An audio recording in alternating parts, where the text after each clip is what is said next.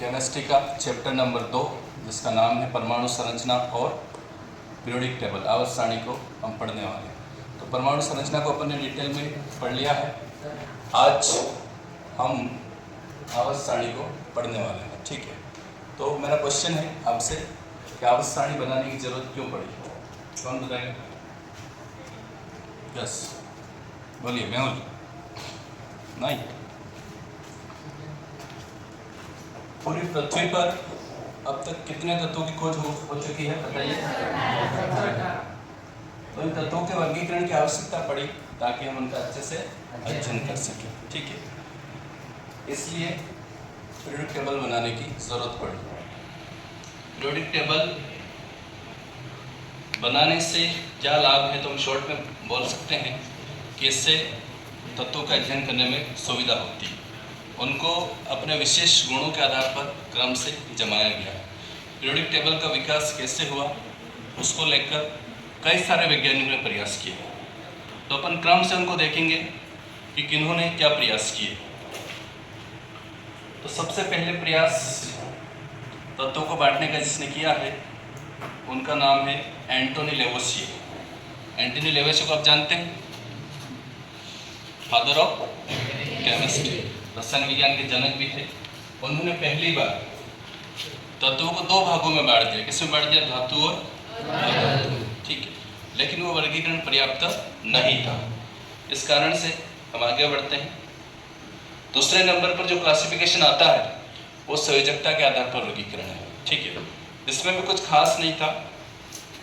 आगे तीसरा नंबर का जो है डोबरेनर का त्रिक नियम, ठीक है। डोबरेनर नाम के वैज्ञानिक थे। इन्होंने तत्वों के 3 ग्रुप बनाए। जैसे यहाँ पे देखो, लिथियम, सोडियम और पोटेशियम, ठीक है। तो डोबरेनर कहता है कि पहले और तीसरे तत्व के परमाणु द्रव्यमान का योग का औसत जो होगा वो किसका होगा? सोडियम।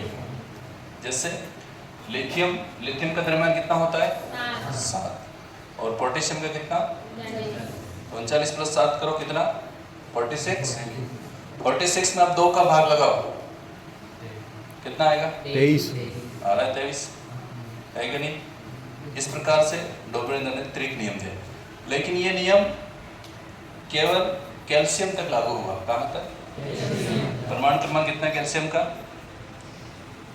कैल्शियम का परमाणु क्रमांक, अरे वो तो द्रव्यमान है 20। इतना जल्दी कैसे बोल गए? उसके आगे ये नियम लागू नहीं हुआ। इसके बाद धमाकेदार एंट्री करते हैं न्यूलैंड और देते हैं अष्टक का नियम। आपने अगर कोई संगीत में इंटरेस्ट रखता है, म्यूजिक में, तो उसमें म्यूजिक सीखने से पहले एक धुन सिखाई जाती है। धुन कौन सी सिखाई जाती है? सब एक साथ बोलेंगे, सा गा मा पा धा नी। 8वां अक्षर वापिस क्या होता है? तो इस टोन पे न्यूलैंड तत्वों को जमाते हैं।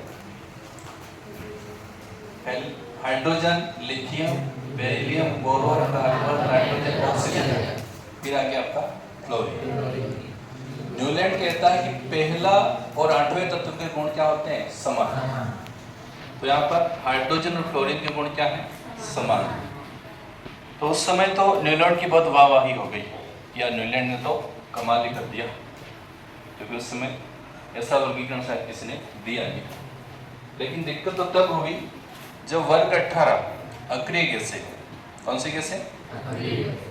जैसे हीलियम, नियोन, ऑर्गन, इनकी खोज उस समय यहाँ पर नहीं हुई थी। तो जैसे खोज हुई, ये क्रम क्या है हमारा? बिगड़ गया। तो उस समय तो न्यूलैंड को सम्मानित भी किया गया डेवी पदक से, लेकिन बाद में ये वर्गीकरण काम नहीं आया। आगे बढ़ते हैं। अब आता है हमारा जो मेन केमिस्ट्री का हीरो, आवर्त सारणी का हीरो, फादर ऑफ आवर्त सारणी, ठीक है। क्या नाम था? मेंडलीव। कहीं कहीं किताबों में आपको मेंडलीव भी मिलता है, कहीं पर आपको मेंडलीव भी मिलता है, ठीक है। तो बताइए मेंडलीव ने तत्वों को किस आधार पर बांटा? परमाणु क्रमांक या द्रव्यमान? बोलिए। द्रव्यमान के आधार। मेंडलीव ने तत्वों को परमाणु द्रव्यमान के आधार पर जमाया, जिसका सबसे कम द्रव्यमान था उसको सबसे फर्स्ट रखा, जिसका सबसे कम द्रव्यमान था उसको क्या नंबर दिया? फर्स्ट। तो सबसे कम द्रव्यमान किसका है बोलो? हाइड्रोजन। तो हाइड्रोजन को क्या नंबर दिया? 1। ठीक है। और उन्होंने एक आवर्त नियम दिया जिसको मेंडलीव का आवर्त नियम कहते हैं। तत्वों के भौतिक तथा रासायनिक गुण उनके द्रव्यमानों के आवर्ती फलन होते हैं। यह आवर्त सारणी मेंडलीव ने 1869 में बनाई थी। ठीक है, और पुरानी बात है। ठीक है, उस समय जब मेंडलीव ने ये टेबल बनाई थी, टोटल कितने तत्व मालूम थे? केवल 63। और अभी कितने हो गए? मेंडलीव के आवर्त सारणी और अभी के आवर्त सारणी में रात दिन का फर्क है। ठीक है, अभी अपन मेंडलीव के आवर्त सारणी को देखते हैं। तो इसमें टोटल कितने वर्ग थे? देखिए यहाँ पर 1 2 3 4 5 6 7 8, और इसके अलावा एक और वर्ग था शून्य। ऊपर के टोटल कितने हो गए? 9। उसके बाद उन्होंने वर्ग 1 के दो ग्रुप में बांट दिया था। First A, first B, second A, second B. उसी प्रकार इसको 3 में बांट दिया था, ए बी सी। तो टोटल कितने हो जाते हैं वर्ग? 18। मेन तो 9 हो गए, इसमें फिर 2, इसको 3 में, और 0 को उसने नहीं बांटा था। आवर्त तो वो ही कितने? 7। ठीक है, लेकिन यहाँ पे एक चीज आप देख सकते हो, उस समय टेबल काफी खाली थी क्योंकि कई तत्वों की खोज उस समय हुई नहीं। 7 आवर्त में उसने उप वर्गीकरण किए थे, इस कारण से आवर्त थोड़े आपको ज्यादा दिख रहे हैं।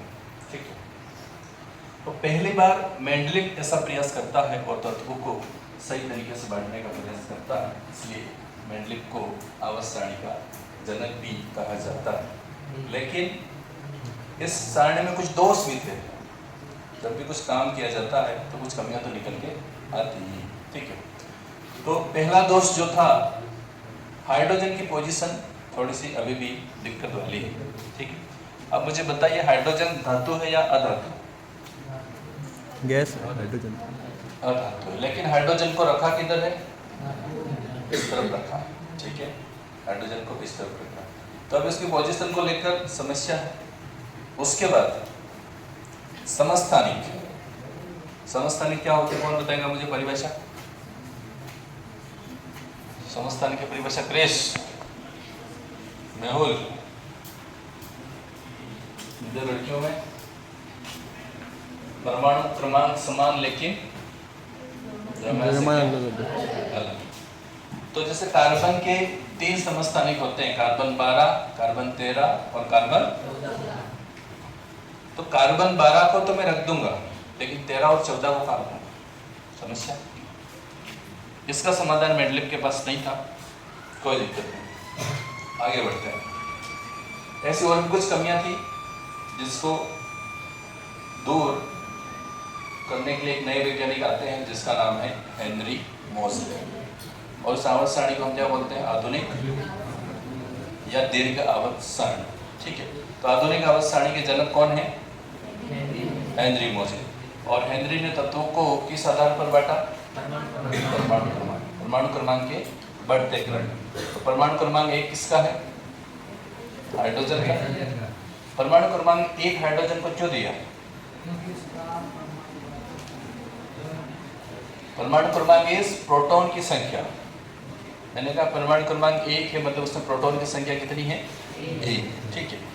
दूसरी बात, परमाणु क्रमांक यूनिक होता है। किसी भी तत्व का परमाणु क्रमांक कभी भी समान नहीं हो सकता, ये बात लोग देखी है। ठीक है जी। तो आधुनिक आवर्त सारणी में टोटल कितने वर्ग हैं? आवर्त कितने हैं? 7। और ब्लॉक कितने हैं? कौन कौन से बोलो फटाफट। ठीक है,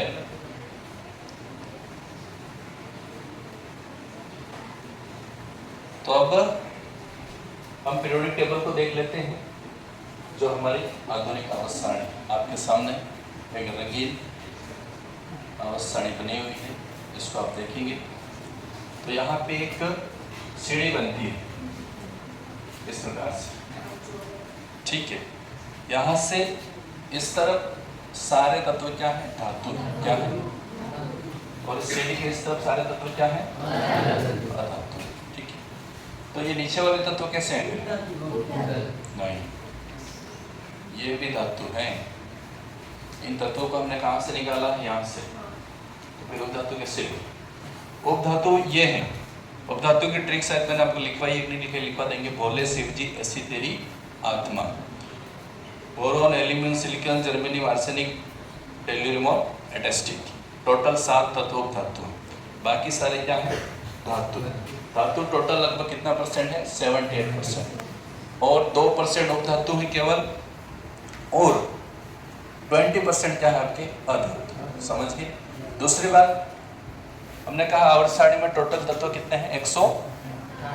उसमें से प्राकृतिक रूप से कितने पाए जाते हैं? 92। बाकी तत्व प्रयोगशाला में बनाए गए हैं। और सारे तत्व कैसे हैं? वो रेडियो एक्टिव है। रेडियो एक्टिव होने के कारण उन तत्वों का क्या हो जाता है? अपघटन हो जाता है और उनका, ठीक है, यस। तो इस टेबल को अपन शॉर्ट में फटाफट स्टडी कर लेते हैं। ये वाला पहला और जो दूसरा आपका वर्ग है वो कौन सा है? S block. ये वाला बी, सॉरी ये डी है, ये कौन सा है? ठीक है। सबसे पहले एस ब्लॉक की बात करते हैं। एस ब्लॉक में वर्ग 1 और 2 है। कौन कौन से? और आवर्त कौन कौन से? 1 2 3 4 5 6 7। ठीक है। वर्ग 1 को क्या नाम है? निकनेम बोलो। क्षारीय धातु। क्या बोलते हैं इनको? क्या बोलते हैं? क्षारीय। वर्ग 1 को क्षारीय धातु, वर्ग 2 को क्षारीय मृदा धातु। ठीक है, ये बात। उसके बाद जैसे वर्ग 1 में 2 तत्व हैं, सोडियम और पोटेशियम। ये बहुत क्रियाशील होते हैं, इसलिए इनको केरोसिन में रखा जाता है। अगर इसको खुले में रखेंगे तो क्या होगा? आप पानी में फेंकेंगे तो विस्फोट हो जाएगा, एक बम की तरह विस्फोट होता है। ठीक है। तो वर्ग नंबर 1 और 2 कंप्लीट। वर्ग 1 की ट्रिक बोलो फटाफट। एलिना की, वर्ग 2 की। चलो अब आ जाते हैं हम पी ब्लॉक की ओर। कौन सा ब्लॉक है? पी ब्लॉक में धातु भी है, उपधातु भी है और अधातु भी। तीनों प्रकार के तत्व होते हैं। मैंने आपको यहाँ पर एक सीढ़ी बताई है। इस सीढ़ी की इस तरफ धातु है, सीढ़ी के आजू बाजू में उपधातु है और उधर कौन से है? अधातु है। ठीक है। वर्ग नंबर 13 की बात करते हैं। ठीक है। 13 को बोरोन परिवार भी कहते हैं। और इसकी ट्रिक बोलिए फटाफट, थोड़ा जोर से बोले। वर्ग 14 की ट्रिक बोलो। सोने प्रभु, कार्बन परिवार। इसके बाद वर्ग 15 नाइट्रोजन परिवार।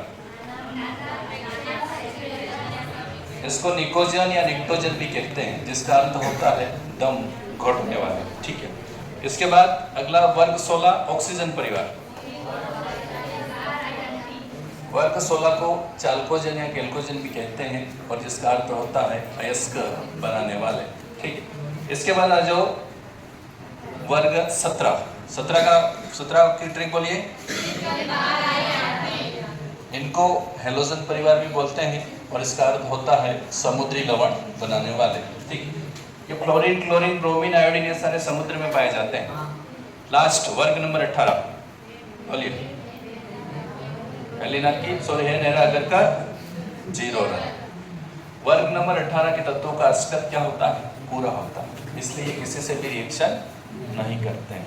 इसलिए इनको अक्रिय गैसें, निष्क्रिय गैसें, उत्कृष्ट गैसें, नोबल गैसें, शून्य समूह ये सारा कहते हैं। ठीक है। ये सारी गैसें हैं। ओके। अब आ जाओ सीधे आपका डी ब्लॉक की ओर। डी ब्लॉक को क्या बोलते हैं? संक्रमण तत्व। क्या बोलते हैं? संक्रमण तत्व। ठीक है। इसमें 40 तत्व हैं। यहाँ पे जैसे कुछ तत्व हैं कॉपर, एजी, एयू, इनको सिक्का धातु भी कहते हैं।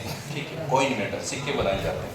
एक ऐसा तत्व है परमाणु क्रमांक 80 पे, जिस मरकरी, वो धातु है लेकिन द्रव अवस्था में पाया जाता है। ठीक है। और ये जहरीला होता है। इसको पीने से, खाने से व्यक्ति की मृत्यु भी हो सकती है। इसका उपयोग कहाँ पर किया जाता है?